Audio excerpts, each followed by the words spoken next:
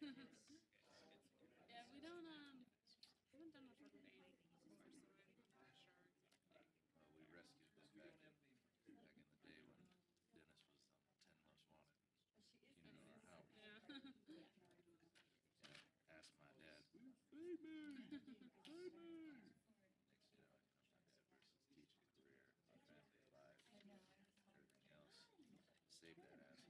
Next, my dad versus teaching career, my family life, everything else. Saved that asshole. He tried to rewrite history. Only group. Yeah. What about NCAI? Yeah. What about National Union Council? What about our group? What about, any of the other systems, bodies? Acute care. And it's like a hotel there, and there's like He's fireplaces all in the glory lobby. town asshole. Just a whole different atmosphere. So they're really pushing it hard. Yeah, acting is crazy. Yeah, the last 2 days he's had Lots of people trying to grab more regular, so I know that's right. and you can't get it to shut up. I mean, it's yeah. That's what they did. Absolutely amazing. I'm pulling up pictures that I took 2 weeks ago and pictures that I took just a few days ago. Are you going to show? Oh, can you Yeah, show under the my little place thing. real quick? Yeah, I'm absolutely. being, Oh my, I'm excited. Just, yeah, every day is like a miracle.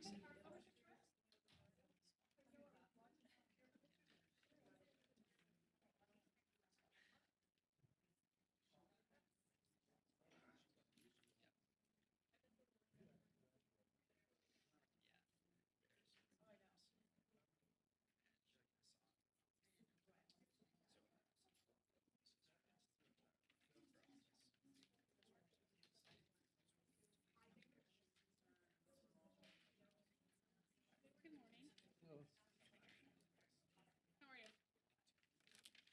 I'm fine. What are you doing here?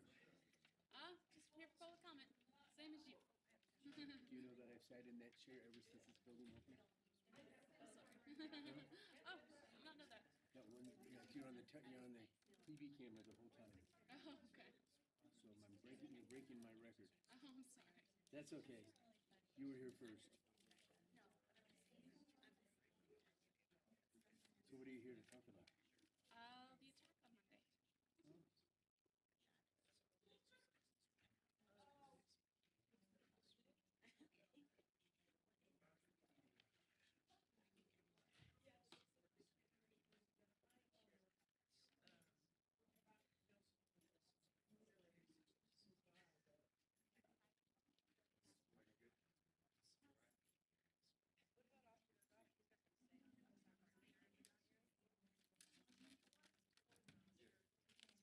The attack on Monday. Oh.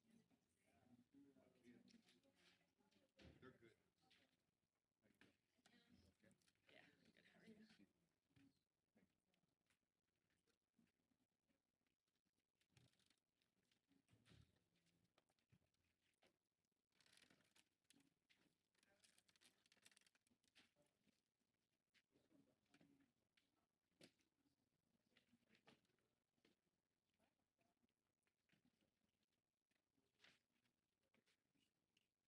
Hey, look at you.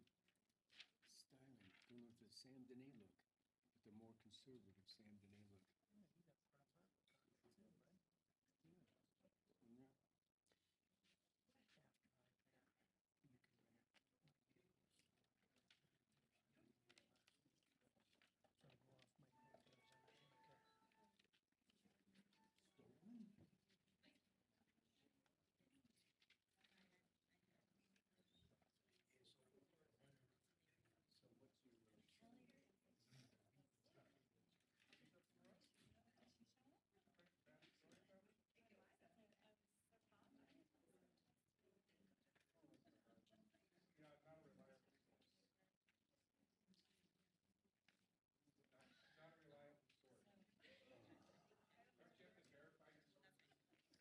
Good morning,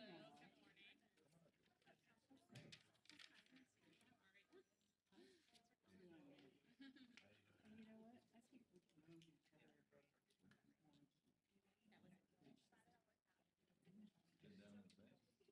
Or down with the all my work down in the Bay Area. Oh my God. Tom? Tom. Bolton? I know him. Yeah. Yeah, they, I don't know, those Abesters had been circulating some hate letter around about me, talking all this mess. Yeah, jealousy.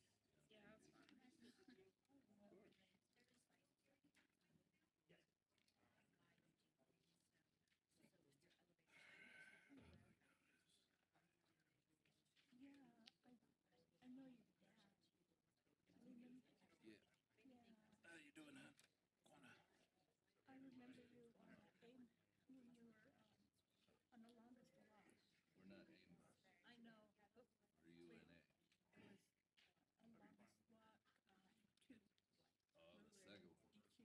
Mm-hmm. Yeah, we were trying to get Dennis as the chancellor of the school to actually do something for it, but he does nothing. Does photo ops. Makes a lot of money. But he doesn't do the work. It's like, hey, you're not a rock star no more, man. You know, if you want titles, you gotta earn it. Yeah. And that's why we agree to disagree. Because, you know, he tried to rewrite history as saying, you know, that is his only group that represents the civil rights movement.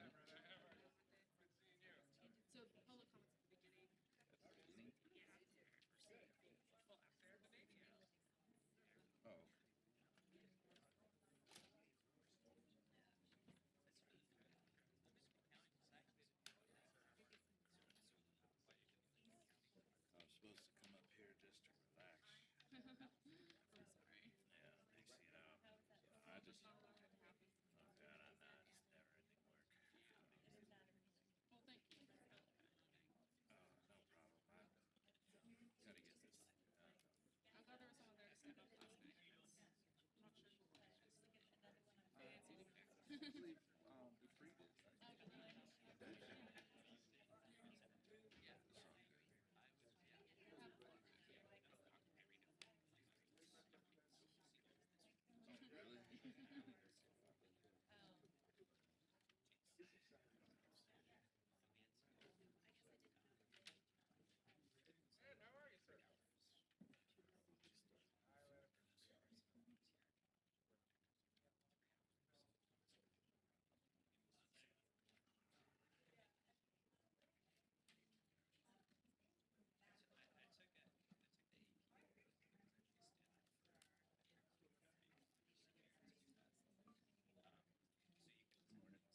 Morning.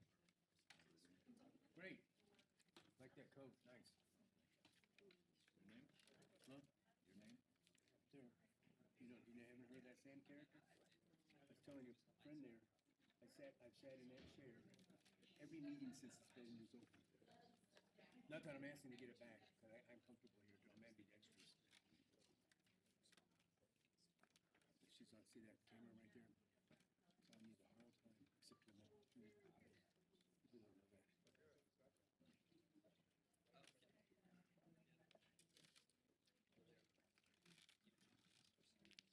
You write out anything? Yeah. I don't have my laptop computer. I plan on. Hey. Come on over. Be seen. Right there. See that? You want all the Indians to be seen, right?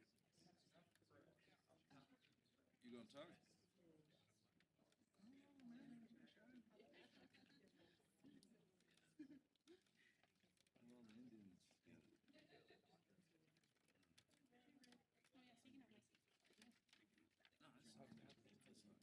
You want to give this guy a seat? He can have it if he wants. That'd be good. We need to get some skin to it. I do want a front row. Come on over. Sit down. You gave up his seat.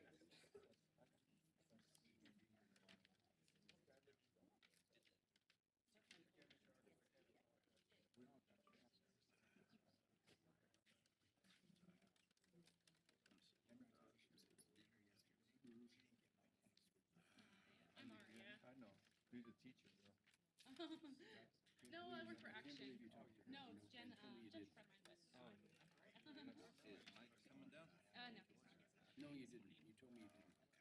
You met with her face to face. No, I shouldn't say face. You talked with her more than 3 seconds. Coming down? I got. Not that it really matters. You going to school?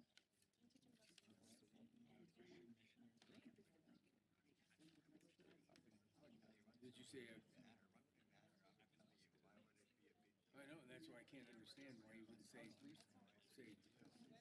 No, it wouldn't be a big deal, but it's a big deal because you told me you didn't. That was all. I didn't talk to her. All I told her was for you to talk to Sam.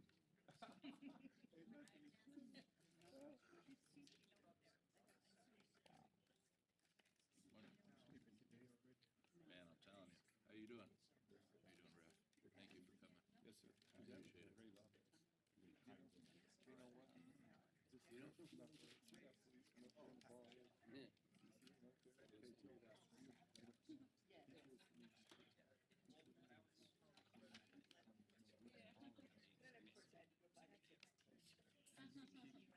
Anyway, I put it in her place.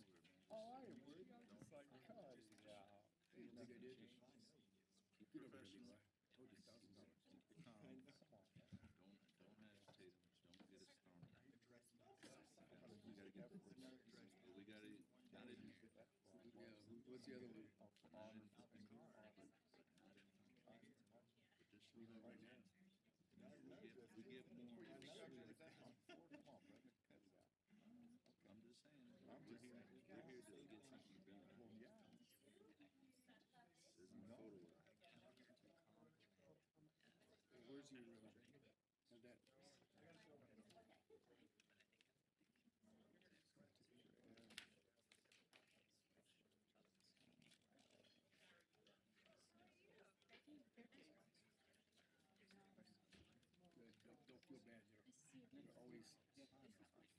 15 minutes late. It's just standard.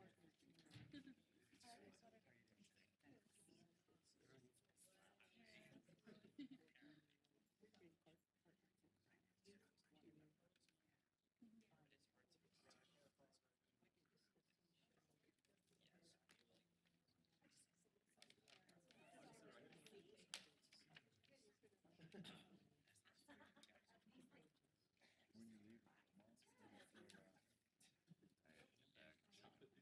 I had to get back. Yeah. I had an infection. Yeah. The problem is I got a cold now. If I go into that rest home and get him sick, he can get gravely ill. So I don't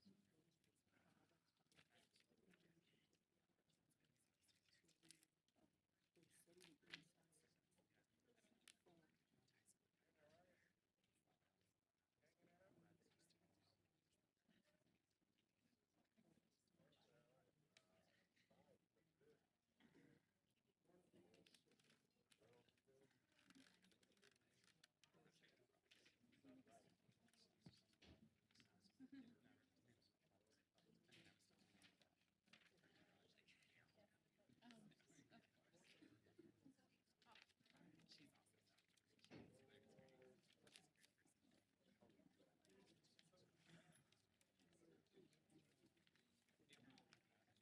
Just taking a picture of my kids.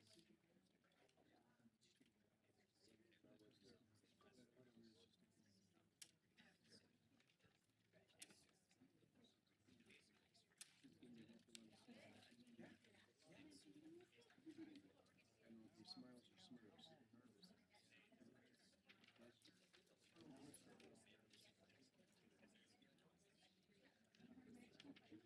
Everybody's gonna see just my fingers.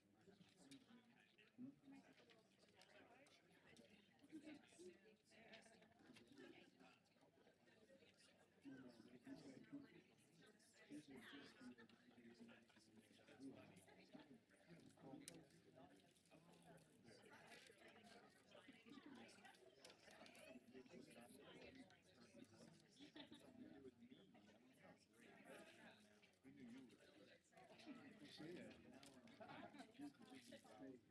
My first week when I came in, all these policemen were coming in. No, don't say that. soft kids.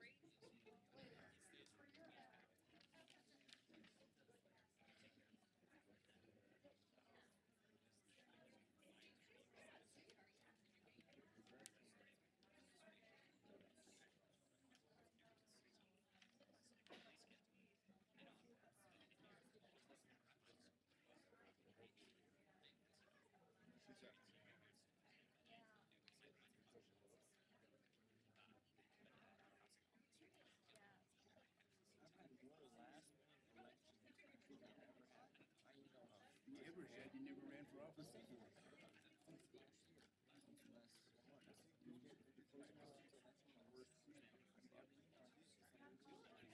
Somebody wants to talk to you? Oh, that kind of stuff. Have people calling me all the time. People calling me asking for Jody. They're selling my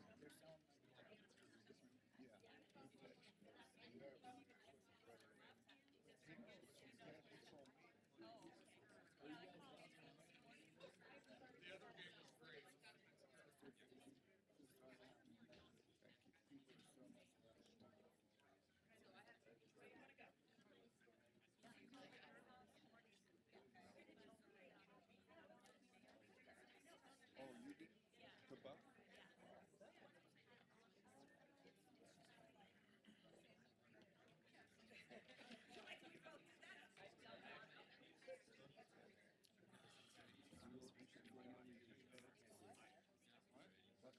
Should be going over your notepad. So focuses different thoughts in your mind.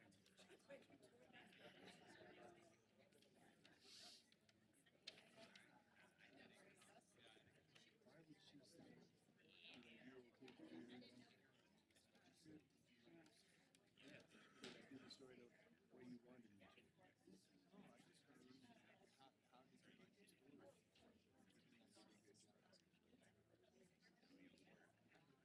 How did you like the story?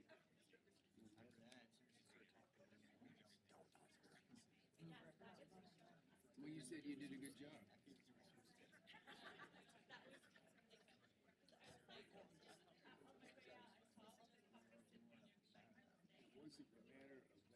It was a matter of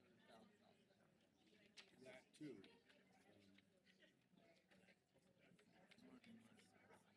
No, it isn't. It isn't the money. It's just the concept of them showing respect for you and you not showing respect for them. If you want to talk to me, it's going to cost you $1,000. Why do you say that? It's because Sam told me. Yeah.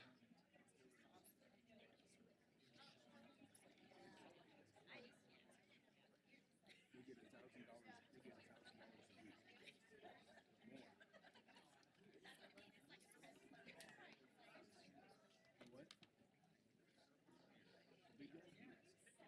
Ed Hawkins. He's just the guy that comes down here now and then. He ran for city council last time. City. No. Just here. Seriously.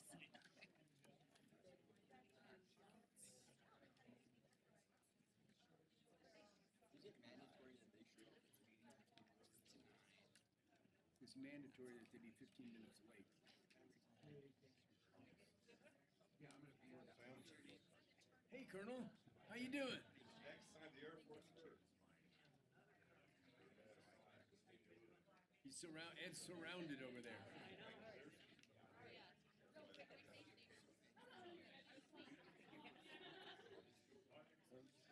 No, never before. First time ever.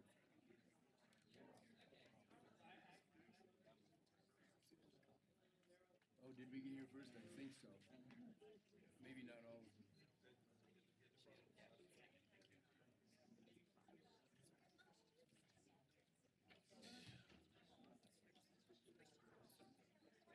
We're trying to set it up so I get a ticket by going over on my meter.